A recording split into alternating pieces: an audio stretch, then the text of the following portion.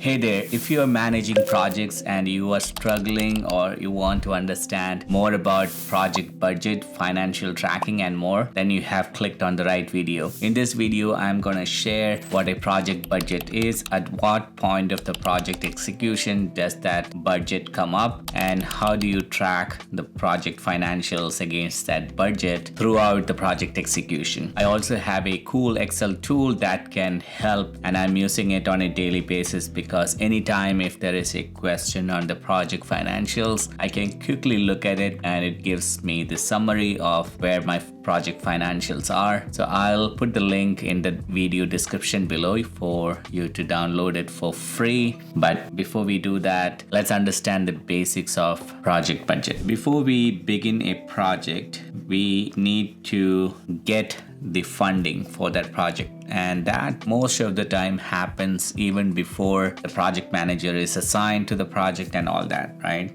So in an organization, there are basically two types of funding, whether it's CapEx or for OpEx, right? So OpEx is the ongoing operation, so the cost related to ongoing operations is planned at the beginning of the year, and then that dollar amount is associated to that. Most of the time a project is a capital asset, so the project funding will be coming from the CapEx budget that the organization has. So the first step is the project sponsor or the business, whoever need to get this project going, they need to secure the funding, right? It could be, if there is an internal project manager, he could be part of that activity, but oftentimes project manager comes in later when we get the funding secured and we are ready to kick off the project. So most of the time the sponsors of the project or the business who needs this project to be done, they would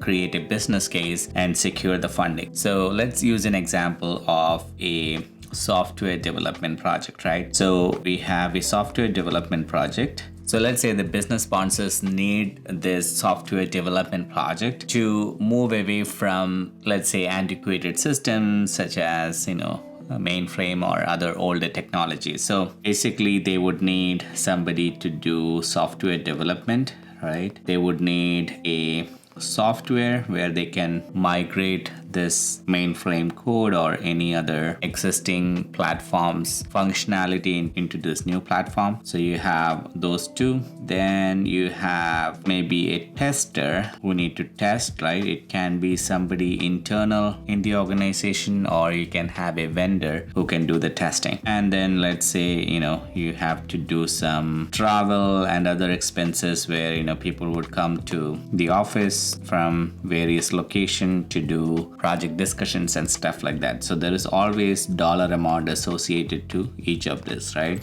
So how does this project sponsor then look at the costs? So they will look at average market for a software developer for this, but with this particular skill, and let's say they determine that the rate is $100 per hour, and let's say they assumed they would need, based on high level rough order of magnitude estimate, let's say they need 100 hours to develop this, right? So 100 hours and $100 per hour, so that is a $10,000 cost for software developer, right? So that's required. Let's say the software cost us, let's say 25,000, right? So that's another cost that they have to think about. Now let's say the tester is also $100 for ease of calculation, and we would need maybe 25 hours of testing. So let's say we would need $2,500 for testing, right? That's another cost they have to budget in. And then let's say this is now almost 25 and 10, 35, and let's say the travel cost is additional $2,500. So total now we are estimating 5,000, 30,000, 40, right? 25 and 5, 30, 40, right?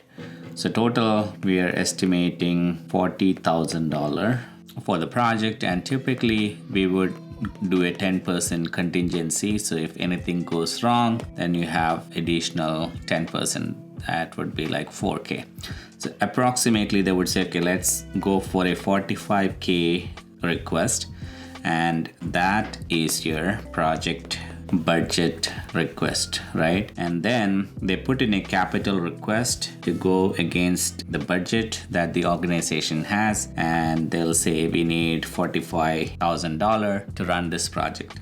So that's where, the project funding comes from. It comes based on the high level estimation and what the project sponsors and whoever is involved at the initial level, they would determine a high level estimate of what's going to cost and say, okay, we are going to secure that funding and we can kick off the project. Okay, makes sense? Now, the next part is project kickoff and planning, right? So we have project kickoff and planning. So this is where a PM gets assigned, right? And maybe we also will have the team. So at that time, we would say, we would develop a project charter, and the budget section in the charter would say we have $45K to spend. Okay, so then in the initial stages when project team is planning along with the project manager, we would then determine how much are we gonna spend and when we are gonna spend, right? So we said we need 10,000K, 10K for developer, and we said 25K for the software and 2,500 for testing, and then another 2,500 for travel or miscellaneous, right? So those are our different buckets. So let's say month 1. Now the project manager is doing a project forecasting, So we are planning and saying, okay, month 1, what are we going to do, right? So let's say we are doing project kickoff and design. And let's say on month 2, we are doing development. And month 3, we're doing testing. Okay, so we're keeping it simple. So we have month 1, month 2, month 3. So project kickoff, that's when people might travel for the project. So we'll have travel cost.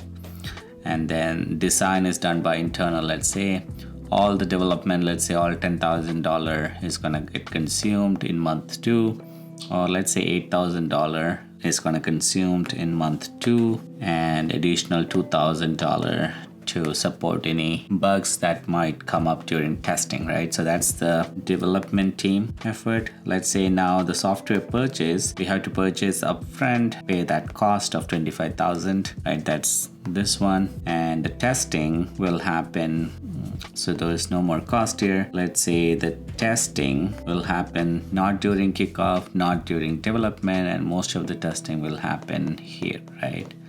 So now if you add up all these things, we will have, let's say we spend all the 2,500 for travel here, right? So we have 27,500 on month 1, we have 8K on month 2, and then this 2K and 2.5K, so 4.5K on month 3, right? So now this is our projection. Right now we just started the project and we said, okay, this is our projection, and with 27,500 and 528, 32, 40. So this is adds up to 40K. Our budget was 45K because we have additional $5,000 contingency, which we may or may not spend, right? So now let's say we are in month 1, did travel for the project kickoff. Now this is the actual. So this is our forecast.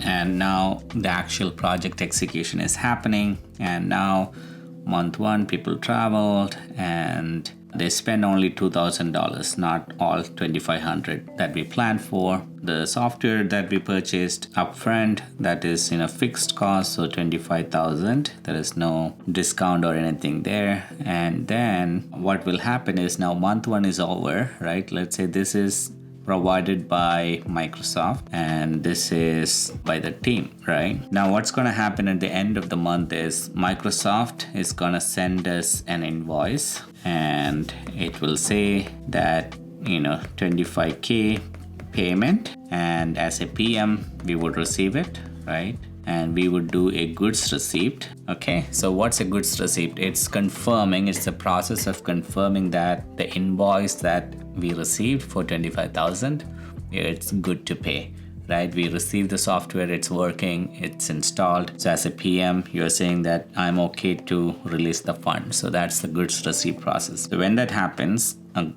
it goes to the accounts payable for payment, right? So then they release the payment, right? So what happens is Microsoft will get 25K because we did the goods receipt, accounts payable, release the payment, and it gets paid, right? So 25,000 is gone. So now in the tracker, which I'll show you later, what happens is out of the 27,500 projected, we already paid 25K. Okay. Now travel, we paid only 2,000, and there is no invoice or goods receipt because it's an expense, right? It goes against typically to the OPEX, and if it is included in the project, it may or may not get attached to the CapEx part of the organization, but it definitely will be attached to the project portion. So now we have, if you look at our projection and the actuals, instead of 27,500, we spend 27K on month 1. Now let's go to month 2. Now we have we forecasted that we are going to spend $8,000 for developers. So again, the same process. Let's say Google is our developer and they'll send the invoice at the end of the month.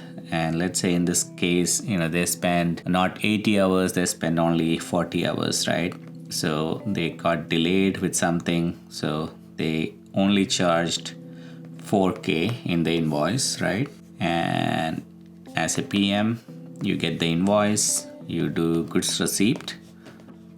So again, goods receipt is confirming that, yeah, I agree that this month, on month 2, we only did deliverables worth of 4,000, or the time that the development team spent was only 40 hours, so $100, so $4,000, right? So then it goes to accounts payable again, and then it gets paid, right?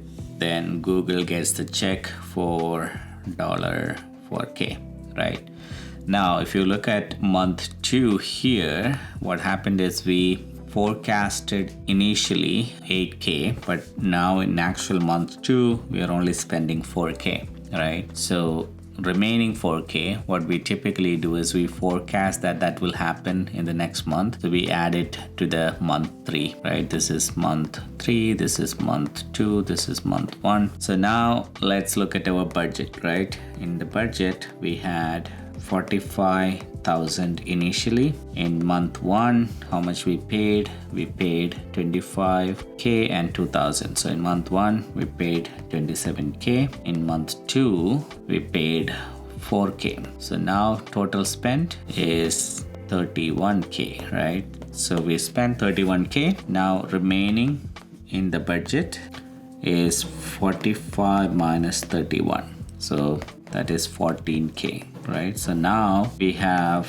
14K balance in our budget for month 3. And if you look at our projection, we are only projecting 8.5K, which is the month 3 here. So let's say we are now in month 3. So again, software development, they said, okay, now we spend 4K and the 2K that was initially planned, this 2K and this 4K. So we said, okay, we've spent 6K. The testing team, they spend all the 2.5K planned. So total is 8.5K, right? So at the end of month 3, again, we get 2 invoice from Google, and they say, okay, we need 6K, and then invoice from the testing team, and they said, okay, we spent $2,500 or that much worth of effort they put in, right? So we would do goods receipt for both of this, right? For Google and one for the testing team, and then they get paid after the accounts payable does the payment, right? So now if you look at the remaining budget, we had 14K minus 6 and 2.5 minus 8.5K, which is equal to 5.5K. So that's our remaining budget, right? So if you look at our initial budget, this 5,000 was contingency, right? So contingency was 5K and the project was 40K. That was our 45K, right? So right now we are done with all the project. We completed all 3 months and the 45K budget was completed and we spent only 39.5K. So we are under budget. We delivered everything, right? So that is how we get the project funding, how project managers forecast and plan upfront. So this is a simple example with just 3 months, and we can most of the time predict or forecast accurately, but most of the projects are going to be 6 months or 1 year, and then those times it never goes as planned, and you would plan for 10,000 per month or something, but then over the period of time it will be fluctuating up and down. So that's where the tracking software comes in, right? So I'll get into the Excel side of things in a bit, but before I jump into that, it's not that easy as somebody sending the invoice and we doing the goods receipt. Before we do that, let's say our organization here, right? This is our org, and then we have Microsoft as a vendor. So in this section, I'm explaining before any of this project execution or the invoice or any of the financial things can happen, there are certain paperwork that need to happen to establish that connection between the vendor and the organization, right? So we had Microsoft for the software and then Google for the development activities, right? In order for organization to establish a connection with these vendors, first they need to do a master services agreement. Here they would say all the terms, all the termination clause. We have so many clause here. Termination, term, meaning when they send the invoice after, is it paid out immediately or is it after 30 days or 60 days, 45 days? Most of the organization will have net 30 terms, but majority of them would be even net 45 or net 60 or even beyond. I have worked in an organization, we had net 90 or something. What that means is when we get an invoice, right? Let's say we are in month 1, day 1, we get an invoice for, let's say, 90K, right? But even if the PM does a goods receipt, the actual payment will be made to the vendor. Vendor payment will be done based on the terms mentioned in the MSA. So if it is net 30, this 90K will be received by the vendor or paid out to the vendor only after 30 days, right? So that's typically in the MSA. MSA is so it's a legal document and it involves so many things that procurement and the legal team negotiates between the vendor, PM and the organization. So I'm just simplifying it. And after the MSA is established, that's when these vendors can do business with the organization, right? But just the MSA is not enough for the project. Then we'll have an SOW that is attached to the MSA, right? So now we have established the vendor connection. Now SOW established the project connection. So then in here we are saying that, okay, we will do the payment, but in SOW we'll have additional terms such as we should deliver product with quality, no testing, or if there is defect, they would do such things. SLAs, when we have issues, how are they gonna respond, how many hours, how many days. They would also have, how the project execution should be, is there a project manager on the organization, is it on the vendor side? So a lot of things that happens in the SOW, and that is based on project charter and the MSA, right? So we're not going to get into the details of those, but just understand that process that we followed here above, where we get an invoice and the PM does a goods receipt to release the payment. Before that can happen, we need to establish a MSA and SOW, right, for the project. So MSA is for the organization and SOW is for the project specific. So those are some of the things. Now that you understand the basic of that, now we can jump into how to track that in an Excel. I think this video took longer than I anticipated. So watch for part 2 to understand how we track the details, financials of the project in an Excel, and the Excel that I have is really good. It's easy to do, easy to maintain, but it gives information immediately without have to look in detail. You can just glance at it and you would immediately know whether the project is on track, off track, all that. So that being said, thanks for watching this, and if you like these kind of tutorials and instructional videos, then you may want to also check out my online course where I teach everything about project management and project execution, including hands-on training and a lot of templates that you can download as part of the course. So check that out. And also, if you're interested in joining the project management community, you can join the school.com/pm-mentorship. Again, link in the description below, and I'll see you in one of those areas. All right, see you next time. Bye.